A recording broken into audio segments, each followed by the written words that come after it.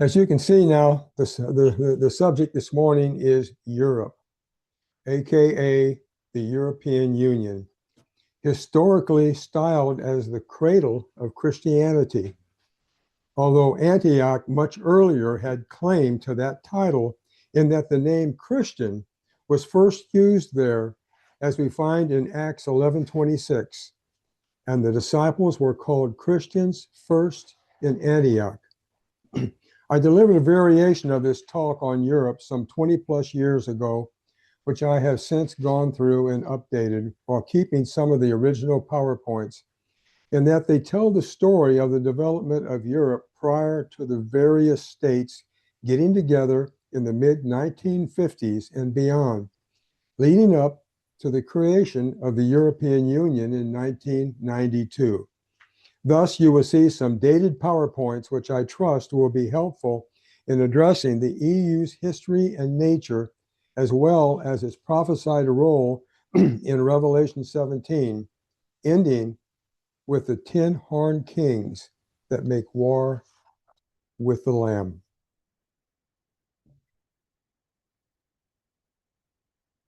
We have here a map of Europe.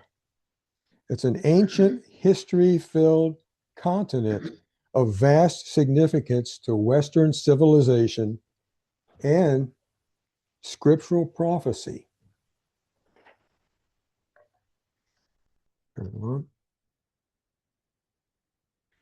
Europe. Europe is a continent of secular appeal, ancient buildings, cathedrals, history. Europe is a center of humanism and multiculturalism and relativism. From a spiritual perspective, Europe is the cradle of apostate Christianity. Yet, we recognize Europe through its scriptural descriptions as the great whore, a woman sitting upon a scarlet-covered beast full of names of blasphemy. Upon her forehead was a name written, Mystery Babylon, the mother of harlots and abominations of the earth, Revelation 17. Christadelphians have long looked to Europe as the manifestation of the 10-toe nations of Daniel 2:41-43, i.e., the feet and toes, part of iron and part of clay, as described in Nebuchadnezzar's dream image. Likewise, we recognize Europe to encompass much of the territory of the Roman Empire, while Europe developed as part of Nebuchadnezzar's image, i.e., the Western ecclesiastical leg of the image of the kingdoms of men. Now, with that short introduction, let's look at Europe, or as it's known today, the European Union. First, a little background. European history is riddled with wars and conflicts. In the 14th and 15th centuries, there was a 100 years war between England and France during the Middle Ages. That being followed by the Napoleonic War that occurred in the early 19th century. That followed by World War I and World War II, involving European nations against one another. After World War II, the Europeans decided to break with the past and cooperate with one another. In 1957, 6 European nations got together and founded the European Economic Community, the ECC, when they each signed the Treaty of Rome. They established a common market, which they believed would bring stability and prosperity. As time went on, other European countries joined.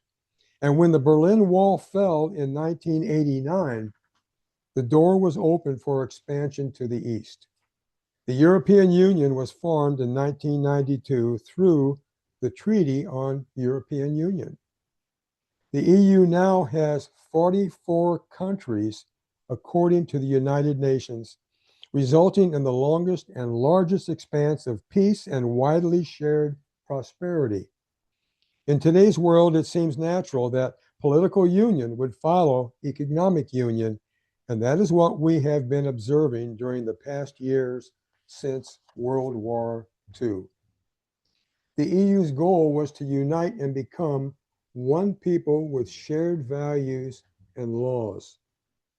Looking back on the history of warfare, nationalism became a bad word in Europe, while elsewhere in the world it was a source of national pride to their own countries.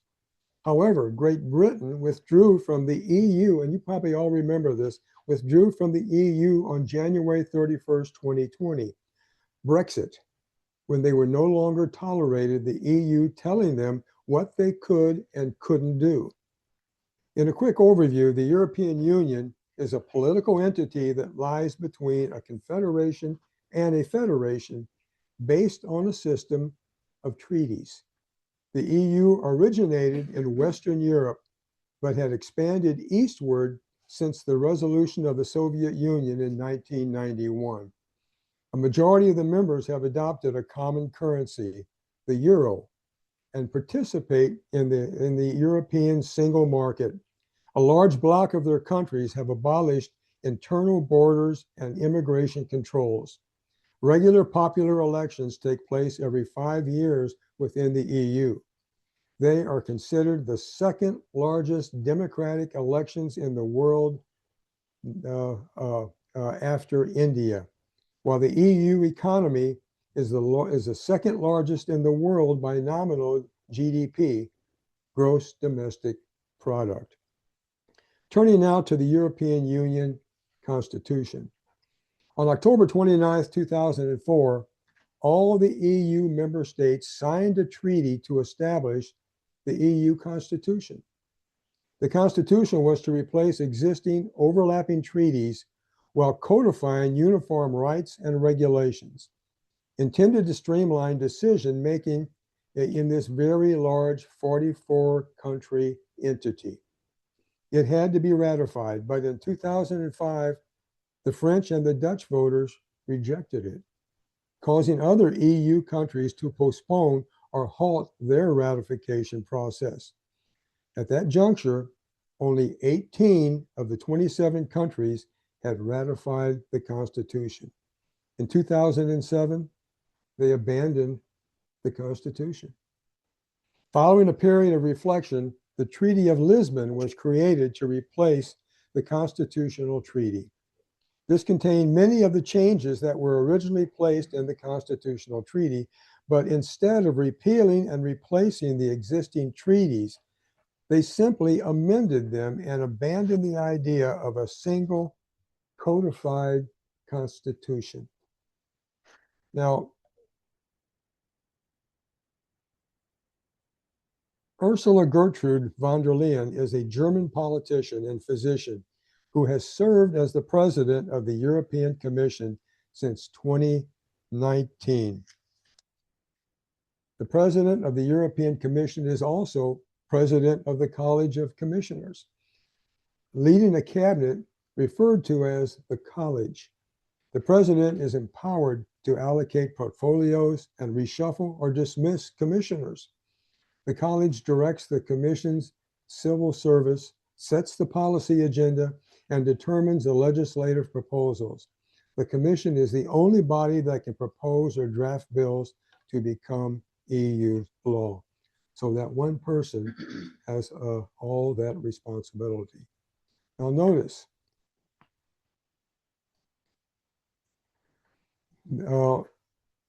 they have a common trade policy, a common agricultural and fisheries policy, a single currency, the euro, a limited foreign security policy, a limited police and judicial cooperation, a European National Bank, a European Court of Justice, and a parliament. However, in that these policies and institutions overlapped policies and institutions within their various member countries, they frequently bump up and conflict with individual countries' laws and policies. And I wasn't able to determine how they actually deal with those conflicts. We notice that along with the US, Europe has played a significant role in assisting Ukraine in fighting the war against Russia. Now, let me repeat that. Europe has played a significant role in assisting Ukraine in fighting the war against Russia, leading Europe to the, quote, Rearm Europe initiative.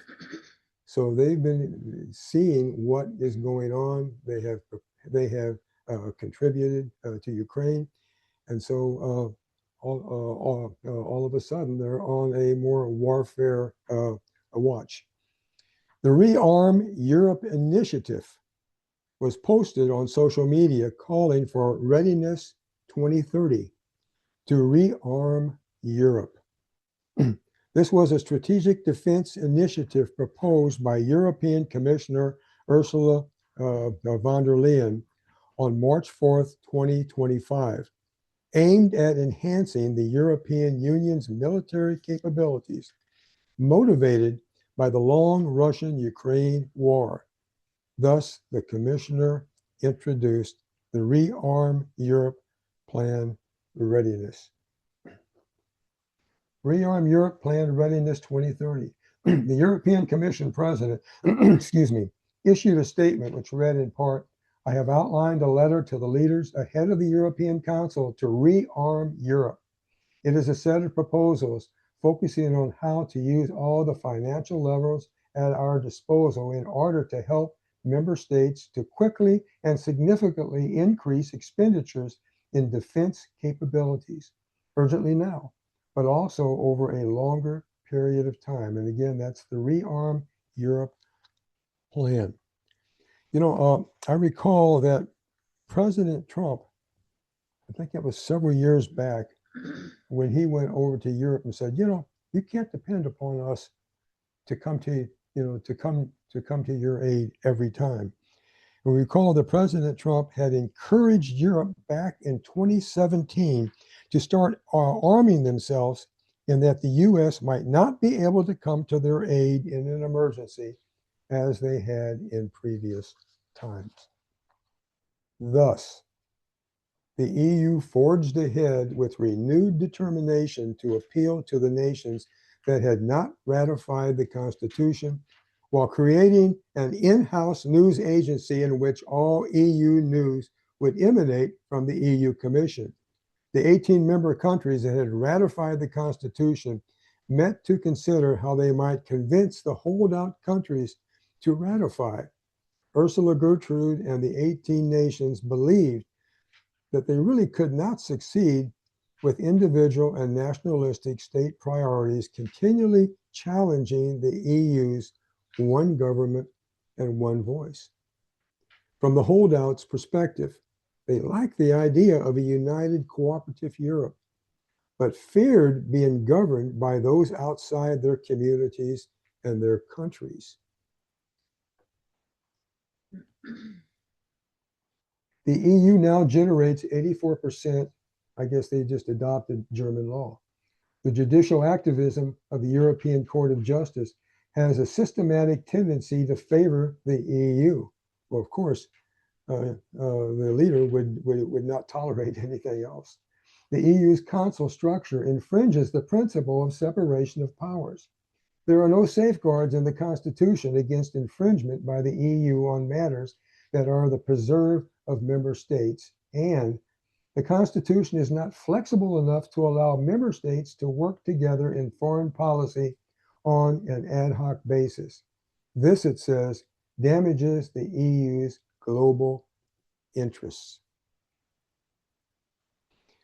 Thus, the Constitution for Europe was never really ratified, having been endorsed by only 18 member countries. The rejection of the document by French and Dutch voters in May and June 2005 brought the ratification process to an end. Following a period of reflection, the Treaty of Lisbon, created to replace the Constitution, formed the constitutional basis of the European Union, approved in December 2009. Moving now to Europe's heritage and their identity. Looking from both a political and spiritual perspective, what is Europe? Webster's dictionary defines it as a continent between Asia and the Atlantic Ocean. To what do Europeans identify with? Well, get this, Europa, a mythological Phoenician princess said to be loved by Zeus, who disguised as a white bull, carried her off to Crete. Really, that's what they chose. It is this symbol of the goddess Europa riding a bull that Europe chose as their namesake, as reflected on some of their coins and their postage stamps. Europa, a fictional Phoenician princess from whom the name of the continent Europe was taken. Brothers and sisters, this pagan symbology is consciously and deliberately used to represent Europe. This is what the Europeans chose to be associated with. In Scripture, the woman sitting on the bull is identified as Mystery Babylon the Great, the whore, the mother of harlots, and the abominations of the earth. Thus, Europe is identified with the Church of Rome, of course. Keep in mind the relationship between the kings of the earth and the great whore. Not only do they fornicate with her, the inhabitants of the earth become drunk with the wine of her fornication, which we read in chapter 17, verse 2. Now notice, the papacy established its dominance by weaving together the temporal and the religious. The papal mother church extended her power and influence by usurping jurisdiction of civil governments. The blending of things civil and sacred was the papacy's method of operation, which made the papacy's will hard to resist. This method of operation is still, for the most part, operative today. The whore system, seeking to consolidate power within the European Union, is a continuation of the church's medieval method of operation. Revelation 17. And there came one of the seven angels, saying unto me, Come hither, I will show unto thee the judgment of the great whore that sitteth upon many waters, with whom the kings of the earth have committed fornication, and the inhabitants of the earth have been made drunk with the wine of her fornication. So he carried me away in the spirit into the wilderness, and I saw a woman sit upon a scarlet-covered beast, full of the names of blasphemy. And the woman was arrayed in purple and scarlet color, and decked with gold and precious stones and pearls, having a golden cup in her hand, full of abominations and the filthiness of her fornication. And upon her forehead was a name written, Mystery Babylon the Great, the mother of harlots and abominations of the earth. Beginning in verse 15 with Revelation chapter 17, we find that the many waters that the woman sits upon are defined in verse 15 as peoples and multitudes and nations and tongues. The scarlet-covered beast that the whore sits upon, the 7 heads and 10 horns, represents the kingdoms of men. The 7 heads are 7 mountains, indicating the seat of the woman, i.e. Rome. The 10 horns are 10 kings, which receive power as kings for 1 hour, giving their power to the beast to make war with the Lamb, where they are overcome. Here we are given to understand that the European Union nations, as representative of the Roman beast system, appear in their latter-day manifestation of the Great Whore period. Europe's heritage and identity is tied both to the Europa myth as well as to the Roman Church. Christianity has steadily declined in Europe. Today, Christians are a minority in many European countries.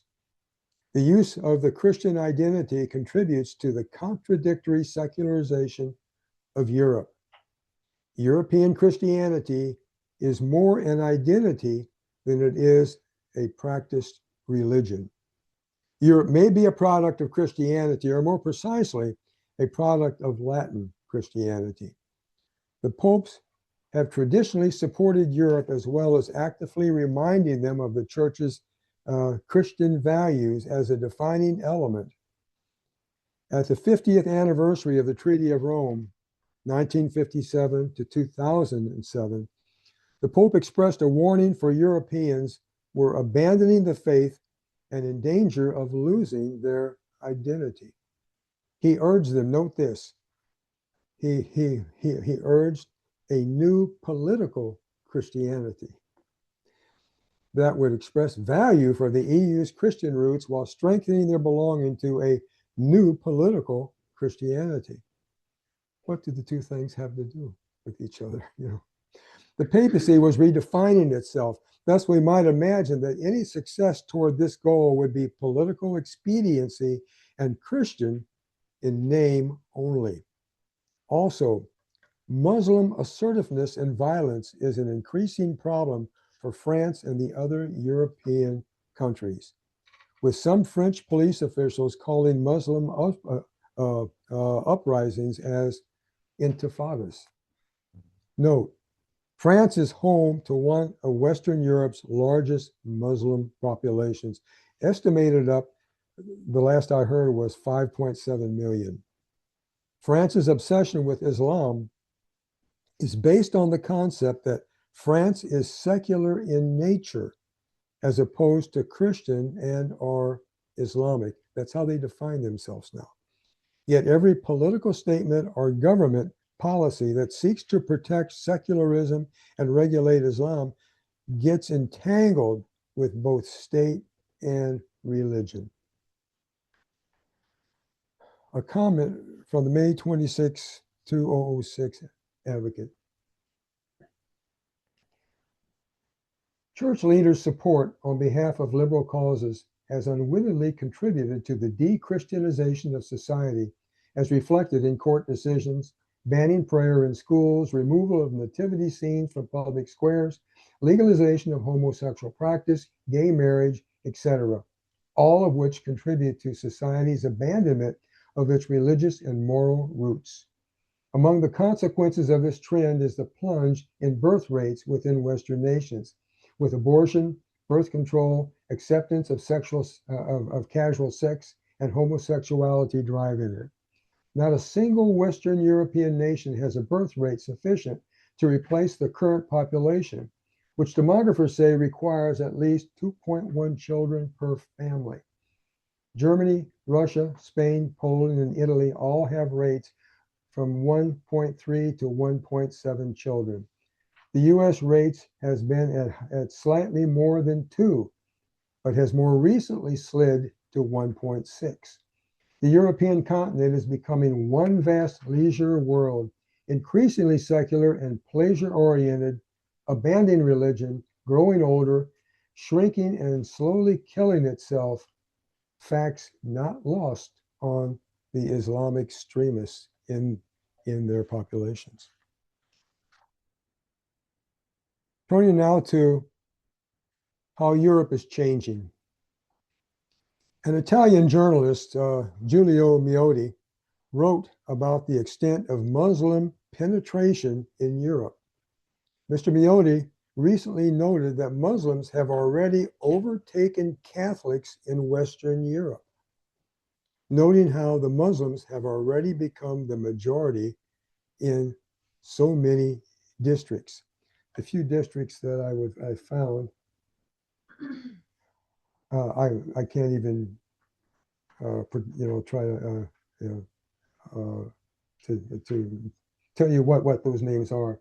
But 68.7, then to 63.7, 62.7, 57.7, and you see it all the way down to 56.1. It's a losing situation. It is this percentage of Muslims, in this, the percentage of Muslims exceeds 50% of Western Europe. Old and exhausted Europe dissolves under the weight of Islamic immigration that does not integrate, but replaces. The Muslims of Europe are young. The Europeans are generally older. And that's Israel National News, February 22, 2026. There's one last European heritage element to review. It's another symbol the European architects chose to associate and identify themselves with, and that is the EU's Parliament building in Strasbourg, France. The EU has chosen the symbol of the Tower of Babel to represent their vision i.e., there are many tongues, one voice. We don't need to spend a lot of time on this. The images speak for themselves. You all recognize that. That's Peter Bruegel the Elder, painted in 1563. Here's the Strasbourg Parliament building. Note how they styled that building to look kind of like the previous. So here you see that both of them together, and here you see a compilation there of buildings overlain.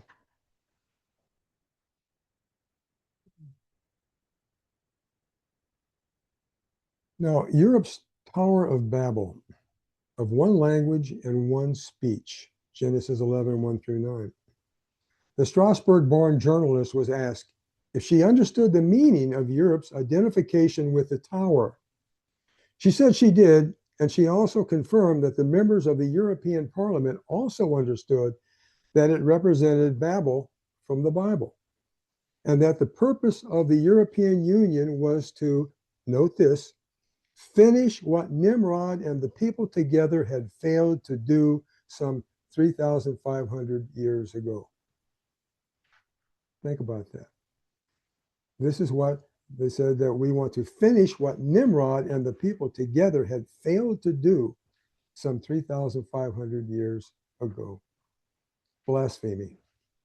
One might ask, if the EU meant to have a secular state, why would it openly use symbols based on ancient models, which according to the scriptural text, Genesis 11, 1 through 9, was opposed to God and spiritually dark? Brothers and sisters, the so-styled Christianity in Europe and in Rome is blasphemy. Not only do they have no understanding of Yahweh, his word, his works, his plan and purpose, they are openly antagonistic to his will. Through their adoption of the Tower of Babel, the European Union promotes a defiant reversal of an act of God in dispersing the then population. What are Europe's values? We view Europe as a post-Christian society, one vast leisure world, increasingly secular and pleasure-oriented, abandoning the scriptures, growing older, shrinking and slowly killing itself by not procreating. So, what do Europeans care about or tolerate? Well, for instance, the title, Has Europe Gone Crazy? A clear sign of the EU is failing as a Christian entity. Has Europe gone crazy? As the culture war in North America against ever more intense, it might give pause to note what sort of insanities are occurring in Europe, where secularists have already won. In the Netherlands, pedophiles are in the process of registering their own political party in order to more efficiently push their agendas, including legalization of child pornography, bestiality, and lowering the legal age of consent from 16 to 12, with the goal of removing age of consent laws altogether. In Spain, the ruling socialist faction has proposed a law that would give fundamental legal rights to great apes. All such could not be imprisoned if they had not been convicted of a crime, and would have the right of appeal through a human legal advocate, etc., etc. What kind of craziness is this? Though perhaps the Netherlands and Spain's insanity may not reflect the same rate of foolishness in all the other 25 countries in this report from the Agape Press. Over the past 17 years, one might wonder what other laws and practices may have arisen within these godless, secular nations. In a society where there is no right and wrong and all things are possible, as we observe in both US and Canada regarding right and wrong, sexual choice, LGBT rights, etc. History teaches us that where there is a void in purpose or in vision, someone is going to attempt to fill that. The EU has installed lessons on secondary students to be taught throughout the 27 EU countries. It covers EU values and history, proposed to be an apprentice for EU students who must master 8 key competencies drawn up by the European Commission. Might North American education be headed in such a direction? So, what's the goal? Is it not absolute conformity and control? The one voice to be observed is that of the elite leadership. The EU's global interests are to be primary and unopposed. The Pope's new political Christianity is to again establish the primacy of the church in its modern form, weaving together and blurring distinctions between the temporal and the religious. Moving on now to the European Union on the world stage. The European Union and Israel share a long history, marked by growing interdependence and cooperation. The EU says that they both share the same values and are committed to the open international economic system based on market principles. Over multiple decades of trade, cultural exchanges, political cooperation, and a developed system of agreements, they cemented these relations. Israel and the European Union are generally positive on the economic level, though it has been more recently impacted by Israeli-Palestinian conflict. In particular, Israel views current EU declarations on the Israeli-Palestinian conflict as pretty much one-sided, and even lately more so pro-Palestinian. Still, Israel is the EU's 31st largest trading partner, representing 8% of the EU's total trade in goods back in 1924. Israel's economy is highly developed free market. The prosperity of Israel's advanced economy allows the country to have a sophisticated welfare state, a powerful modern military said to possess nuclear weapon capability with a full nuclear triad, and a high technology sector competitively on par with Silicon Valley. It has the second largest number of startup companies in the world after the United States, and the third largest number of NASDAQ listed companies after the US and China, as well as American companies such as Intel, Microsoft, and Apple, all building their first overseas research and development facilities in Israel. It would seem that cooperation above has been positive, and there is a negative side on the secular nature of the EU that condemns and considers Israel a pariah and a danger. What is it about the EU that would cause it to declare Israel an enemy of the world, as well as to make war with the Lamb? Well, keep in mind, the EU is an economic union dependent on Middle East oil. The EU has a large Muslim population within their 27 countries. They also have a large history of anti-Semitism, which has been growing in recent years, notably France, though certainly growing in the US. Now, however, Israel is becoming a stumbling stone for most of the world, and it's getting worse. The fact that Israel is so prosperous and strong in the midst of their eternal enemies is a Nakba, i.e., what they would refer to as a catastrophe, as termed by the Palestinians as well as by the United Nations. The EU position is for Israel to share the land and institute the two-state solution.